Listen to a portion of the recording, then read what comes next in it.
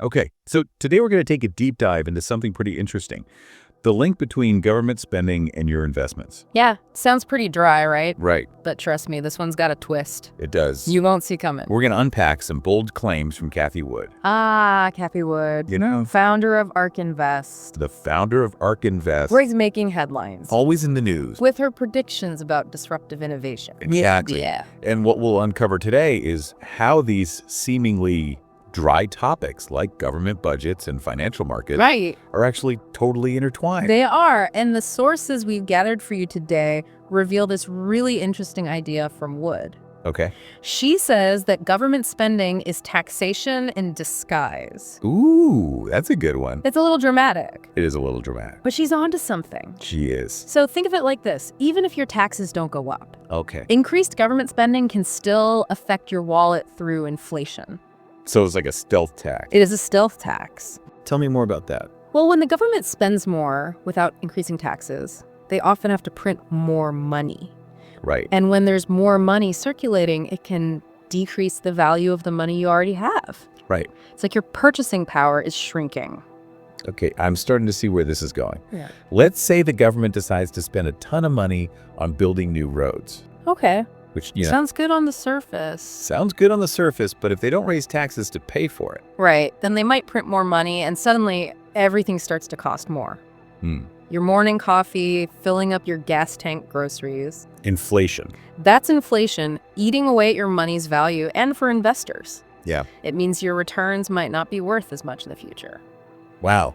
So even if I don't see a tax hike on my pay stub, I could still be paying more through inflation. Sneaky. It is sneaky. The source material mentions how the market reacted after the 2020 election, Okay. with investors seemingly optimistic about potential deregulation and tax cuts under the new administration. That's right. Ark Invest, with its focus on innovative companies, saw significant gains during that period. That's right. The markets often react to anticipated policy changes. Of course. And in this case, investors seem to believe that deregulation would create a more favorable environment for businesses. Especially those driving innovation. Especially those driving innovation. Exactly so. Less red tape, more innovation.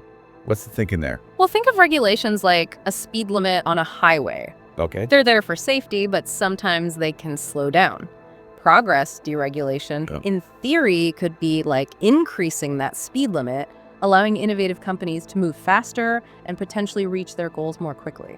So it sounds like there's a belief that less government intervention could lead to more innovation. That's the core idea here. Wood emphasizes that innovation and productivity are the real drivers of economic growth.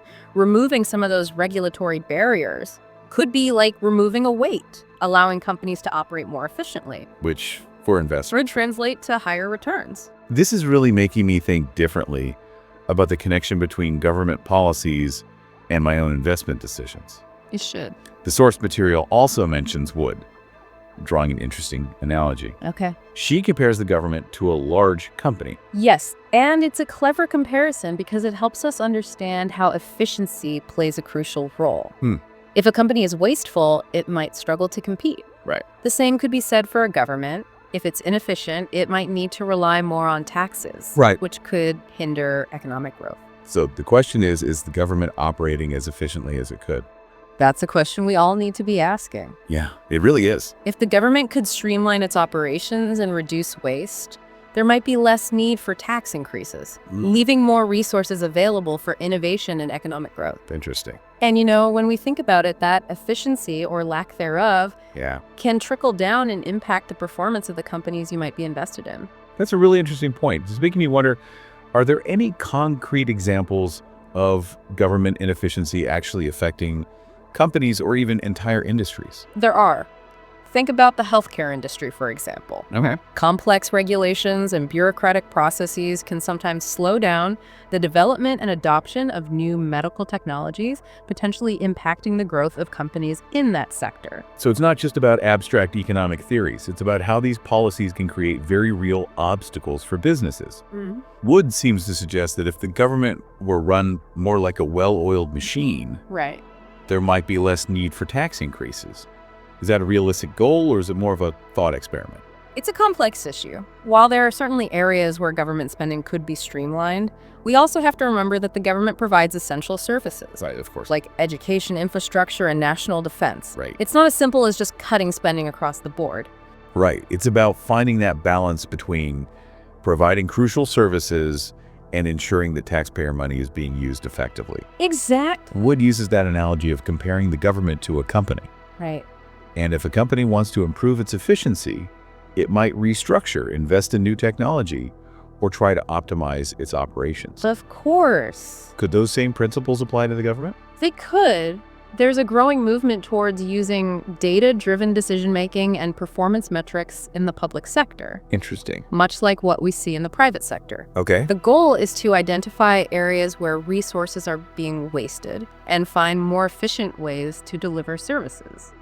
It sounds like there's no one-size-fits-all solution, but rather a need for constant evaluation and improvement. Exactly. We've talked about the government spending as taxation in disguise concept, the potential impact of deregulation on innovation, Right. and now this idea of government efficiency. Right. It's clear that these are all connected.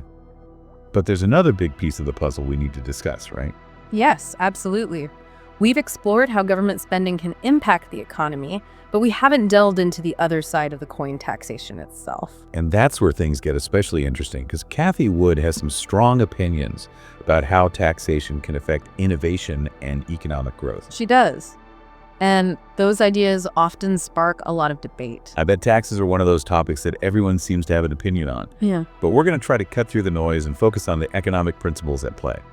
When we come back for the final part of our deep dive, we'll explore Cathie Wood's perspective on taxation and how it can impact the companies shaping the future. Okay, we're back and ready to wrap up our deep dive into Cathie Wood's perspective on government spending, taxation, and innovation. We've already unpacked a lot, but this is a big one, taxes. It's true, taxes can be a pretty heated subject. They can. But if we can kind of, step back from the political rhetoric, there are some really interesting economic principles at play here that we should explore. Exactly. We're all familiar with the idea that taxes are necessary to fund those essential services. Right.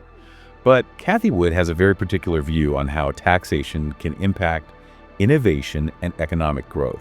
And that's what we're going to unpack today.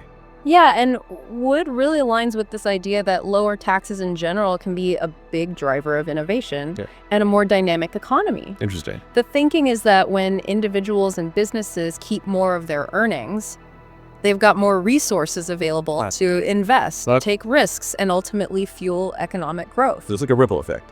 Lower taxes mean more money in people's pockets. Exactly. Which can then be channeled back into the economy through investments, new businesses, and job creation. Precisely. Every dollar that the government collects in taxes is a dollar that's not being used to potentially fund a groundbreaking startup or research project that could lead to the next big technological breakthrough. Okay, that makes sense. Yep. But, I'm sure some people would argue that we need taxes to fund essential services, things like education, healthcare, and infrastructure, which are also really crucial for a thriving economy. That's a really important point, and it highlights the balancing act Yeah. that policymakers face. It's not as simple as saying lower taxes are always better. Right. The goal is to find a tax system that provides enough revenue to support those essential services without discouraging investment and innovation.